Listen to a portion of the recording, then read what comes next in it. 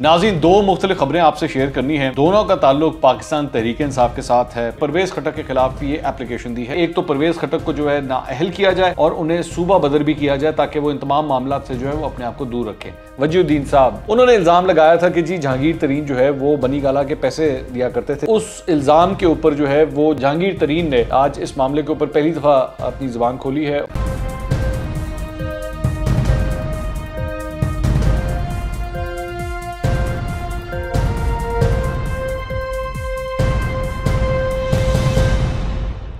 अस्सलाम वालेकुम नाज़रीन, मैं हूं मंसूर अली खान। अपने YouTube चैनल के ऊपर आपको खुशामदीद कहूँगा। सबसे पहले आपसे दरख्वास्त के चैनल को सब्सक्राइब करना मत भूलिएगा और बेल आइकन ज़रूर प्रेस कीजिएगा।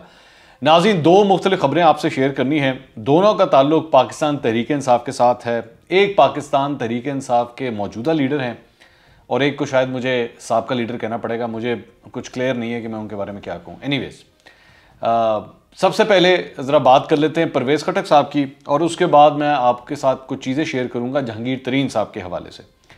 परवेज़ खटक साहब के हवाले से नाज़रीन, ख़बर यह है कि उनके साहबजादे जो हैं इसहाक खटक, वो नौशेरा से जो है वो इलेक्शन लड़ रहे हैं, बल्दियाती इलेक्शन जो होने वाले हैं। और ये वैसे परवेज़ खटक साहब जो है ना, वो एक सबसे मेरी नज़र में आला मिसाल हैं इस बात की। इमरान खान साहब वो जो बार बार मौरूसी सियासत करते हैं ना, मेरा ख्याल में मौरूसी सियासत का फॉर्मूले की धजियाँ जितनी परवेज़ खटक साहब और उनकी फैमिली उड़ाती है, शायद ही किसी ने उड़ाई हो। क्योंकि उनकी फैमिली के अक्सर लोग जो हैं वो कहीं ना कहीं परवेज़ खटक साहब की वजह से जो है वो मुख्तलिफ ओहदों के ऊपर टिकटें शिकटें वगैरह जो हैं वो उनको मिलती रहती हैं। बल्कि इतनी ज़्यादा मतलब ये टिकटें उन्होंने बांटी कि उनके अपने भाई भी जो हैं वो कुछ नाराज़ हो गए जब उनके भतीजे को जो है वो टिकट नहीं मिला था। Anyways, that's a different story. लेकिन सबसे पहले ज़रा इसके ऊपर आ जाएं। मौरूसी सियासत के ऊपर भी ज़रा थोड़ी सी मैं पहले आगे चल के बात करता हूँ। अच्छा जी, हुआ क्या है? हुआ ये है कि मुस्लिम लीग नून के रहनुमा हैं, तर्जुमान मुस्लिम लीग नून KP इख्तियार वली खान, उन्होंने इलेक्शन कमीशन ऑफ पाकिस्तान में परवेज़ खटक के खिलाफ ये एप्लीकेशन दी है। एप्लीकेशन आप स्क्रीन के ऊपर भी देख रहे हैं। इस एप्लीकेशन को बेसिकली एड्रेस किया गया है डिस्ट्रिक्ट मॉनिटरिंग ऑफिसर जो बल्दियाती इंतखाबात की मॉनिटरिंग कर रहे हैं इलेक्शन कमीशन ऑफ पाकिस्तान की जानिब से। उनकी जानिब से ये कहा गया है कि जनाब नौशेरा के अंदर गुलबत खान हाउस जो है वो इस वक्त वोट खरीदने का और ब्लैकमेलिंग का जो है वो गढ़ बन के रह चुका है। यहाँ पे वोटर्स को जो है अलिजिडली बुला के उनको ब्लैकमेल किया जाता है। उन्हें कहा जाता है कि जनाब आप वोट डालें, आपने जो है वो हर सूरत परवेज़ खटक के बेटे इसहाक खटक को ही हर सूरत जिताना है, वरना जो है वो ठीक नहीं होगा। ये इस एप्लीकेशन में एलेज किया गया है। इसमें साथ साथ ये भी कहा गया है कि जो मनपसंद अफराद हैं उनकी ड्यूटियां जो हैं वो इस इलेक्शन में इस ज़िले के अंदर जो है वो लगाई जा रही हैं, सिर्फ़ और सिर्फ इसलिए ताकि इसहाक खटक को जो है वो हर सूरत जिताना है हमने। और ये इस सारी सूरत हाल के अंदर जो है वो किसी तौर पे भी मुनसिफाना इलेक्शंस नहीं हो सकते। और चूंकि मुनसिफाना इलेक्शंस नहीं हो सकते, इसलिए एक तो परवेज़ खटक को जो है नाअहल किया जाए और उन्हें सूबा बदर भी किया जाए ताकि वो इन तमाम मामला से जो है वो अपने आप को दूर रखें। मैं आपको ये बात बता दूं कि इस सिलसिले में जो परवेज़ खटक के भाई हैं लियाकत खटक, उनके भी साहबजादे आहत खटक जो बेसिकली परवेज़ खटक के भतीजे बनते हैं, वो पीपल्स पार्टी की तरफ से वो भी इलेक्शन लड़ रहे हैं। तो उनकी भी जो कैंपेन है वो बड़ी ज़ोर शोर से जारी है। वो भी नौशेरा के अंदर जो है वो इस वक्त काफ़ी हद तक एक्टिव हुए हुए हैं।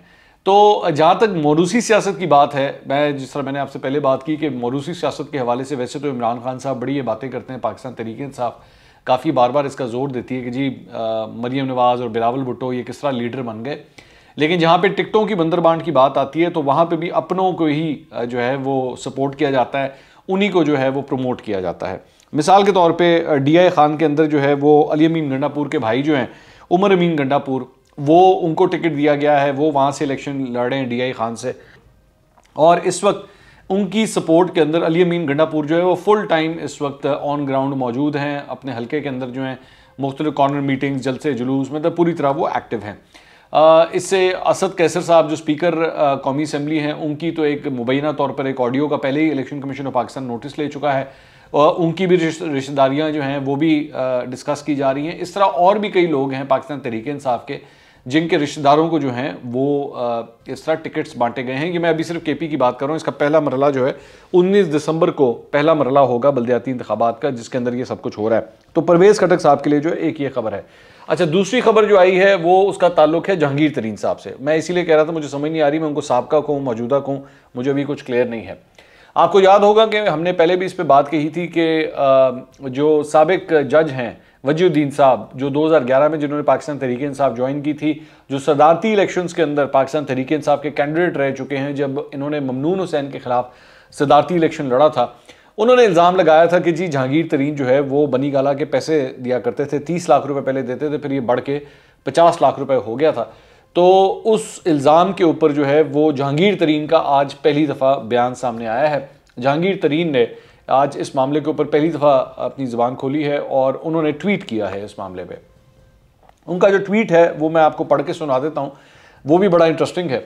उसमें लिखा हुआ है जी, regardless of the current status of my relationship with Imran Khan. अच्छा, जो पहली लाइन है ना, ये तो कम से कम एक ये चीज़ आइडेंटिफाई कर रही है कि अभी भी इमरान खान साहब के साथ जो रिलेशनशिप है वो ठीक नहीं है, इसीलिए वो ये बात कह रहे हैं कि regardless of the current status of my relationship with Imran Khan, the truth must be told, I did whatever was in my capacity to help PTI in the quest to build a new Pakistan, but I never gave a penny for the household expenses.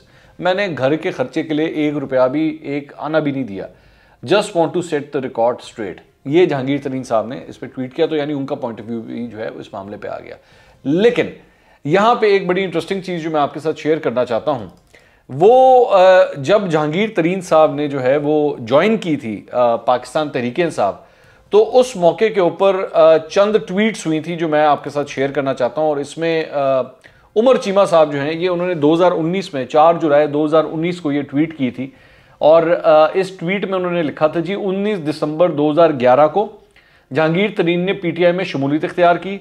20 दिसंबर 2011 को 0 meter bulletproof Land Cruiser भी मुत्तहिदा अरब अमारात से पहुंच गई, ये अली तरीन के नाम पर खरीदी गई।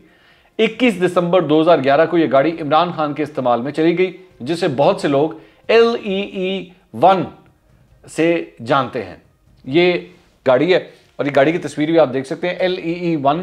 इसके अंदर इमरान खान साहब ये बैठे हुए हैं और जो इसके डॉक्यूमेंट्स हैं मैं वो भी आपको स्क्रीन के ऊपर दिखा देता हूं। ये देखें जी, ये बेसिकली JK फार्मिंग के नाम से जो है ये कंपनी थी जहांगीर तरीन की, और ये इस कंपनी का एड्रेस और ये वो जो इसके इंपोर्ट डॉक्यूमेंट्स हैं ये वो आपकी स्क्रीन के ऊपर हैं जो बेसिकली मंगाई गई थी। और इमरान खान साहब बाकी इस गाड़ी के अंदर जो है वो सफ़र किया करते थे। LEE-1 इसका नंबर था, लैंड क्रूजर गाड़ी थी काले रंग की। और धरने के दौरान भी, बल्कि धरने के दौरान भी जो है इसकी एक तस्वीर मेरे पास मौजूद है, जब धरना भी होता था तो इमरान खान साहब उस वक्त भी जो है वो इसी लैंड क्रूजर के अंदर जो है वो ट्रेवल किया करते थे।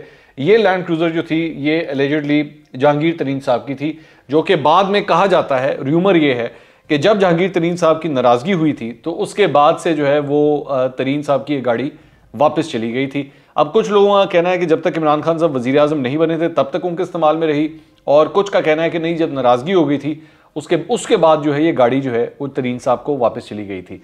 तो ये सारा कुछ आपके सामने, इसके गाड़ी की डिटेल्स वगैरह जो है वो सब कुछ आपके सामने है। रजिस्टर भी सन 2011 में ही हुई थी और नंबर भी इसको नंबर 1 मिला था इसको। अच्छा, दूसरी बात ये कि तरीन साहब ने जहाँ तक घर का खर्चा देने के हवाले से, वो तो इस मामले के ऊपर काफ़ी हद तक क्लैरिफिकेशन कर दी, लेकिन ये भी हकीकत है कि जहांगीर तरीन साहब का एक सिर्फ गाड़ी का मामला नहीं था, एक अदद जहाज़ भी बड़ा मशहूर था कि जी उस जहाज़ के अंदर जो आपको याद होगा कि जब 2018 के इलेक्शंस हुए थे तो उस इलेक्शंस के बाद जो है उस जहाज़ के अंदर जो है वो लोगों को मुख्तलिफ जगह से, मुख्तलिफ अजला से जो है वो भर भर के बनीगाला ले जाया गया था, जहाँ पे इमरान खान साहब जो है उनको वो पट्टा पहनाते थे पाकिस्तान तहरीक इंसाफ के झंडे का।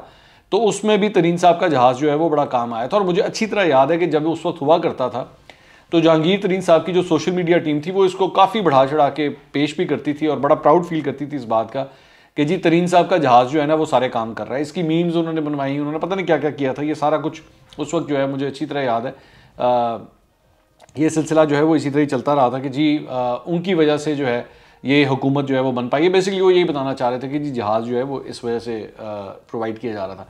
तो जहांगीर तरीन साहब ने कम अज़ कम चलें, अगर वो ये कह रहे हैं कि पैसे नहीं दिए, जो कि मैंने पहले भी कहा था कि जस्टिस वजीउद्दीन ने जो इल्ज़ाम लगाया है, इमरान खान साहब को चाहिए एक्चुअली उनके अगेंस्ट हत्के इज़्ज़त का जो है वो दावा ज़रूर करें, लेकिन फ़िलहाल दावा शावा तो कोई नहीं हुआ। अलबत्ता जहांगीर तरीन साहब का ये मौक़िफ़ सामने आ गया कि जी मैंने कोई पैसे नहीं दिए, और इमरान खान साहब का तो खैर अब तक कोई बयान सामने आया ही नहीं है।